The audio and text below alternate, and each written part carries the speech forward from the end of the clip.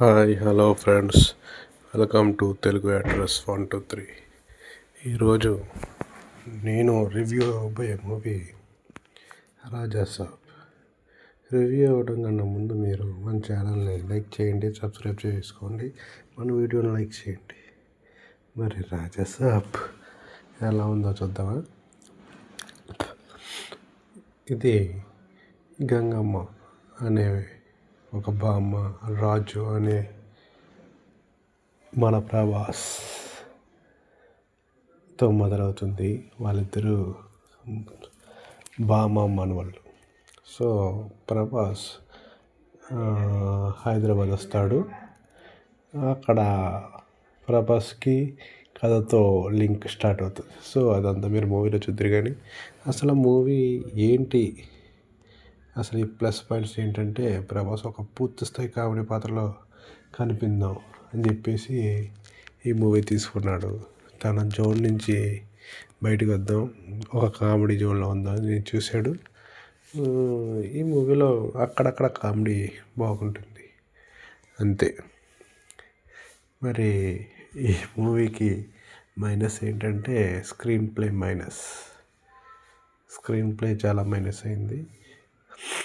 So నేను ఇప్పుడు review ఇచ్చేటానికి talk ఎలా ఉందో మీ అందరికీ అర్థమైపోయింది కదా. మూవీ ఎలా ఉందో మీరు గమనించారు కదా. దీంట్లో హీరోయిన్ స్కోప్ కూడా చాలా తక్కువే. ఫస్ట్ హాఫ్ కొద్ది స్లోగా ఉంటుంది, సెకండ్ హాఫ్ కొద్ది లైట్ బెటర్ అనిపిస్తుంది. సో మొత్తం మీద రాజాసాబ్ ఒక హర్రర్ ఫ్యాంటసీ తీద్దాం అనుకున్నారు. మరి ఏమైందో మీరే మూవీకి వెళ్ళి చూడండి. సో నేను ఈ మూవీ సంక్రాంతి టైంలో వస్తుంది, చాలా మంచి పోటీ ఇస్తుంది అనుకున్నాం.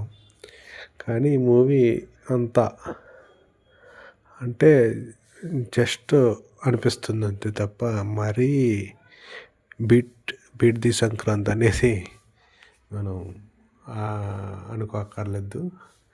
మొత్తం ఈ మూవీని 400 కోట్ల బడ్జెట్తో తీశారన్నారు. మరి సీజీ జస్ట్ ఏదో ఉంది తప్ప మరి ఏమీ లేదు. సో 400 కోట్లు మూవీకైనా అని చెప్పేసి మేకర్స్ చెప్తున్నారు. అంత లేదని బయట టాక్ కూడా నడుస్తుంది. సో ఈ మూవీకి తెలుగు అడ్రస్ 123 పేజ్ నుంచి డైరెక్ట్గా సోది లేకుండా, సుత్తి లేకుండా, చాలామంది 10 నిమిషాలు 20 నిమిషాలు పెట్టే విధంగా కాకుండా ఈ మూవీకి నేను ఇచ్చే రేటింగ్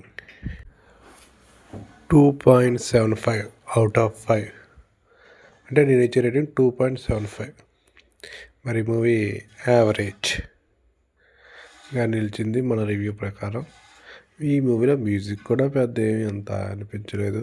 హారర్ కూడా పెద్ద వర్కౌట్ కూడా అవ్వాల. సో నేను అందుకే ఇచ్చాను ఈ మూవీకి. సో మీరు సంక్రాంతికి దిగిన మూవీలో చూడాలనుకుంటే చూడండి. Okay, bye friends, subscribe to our channel.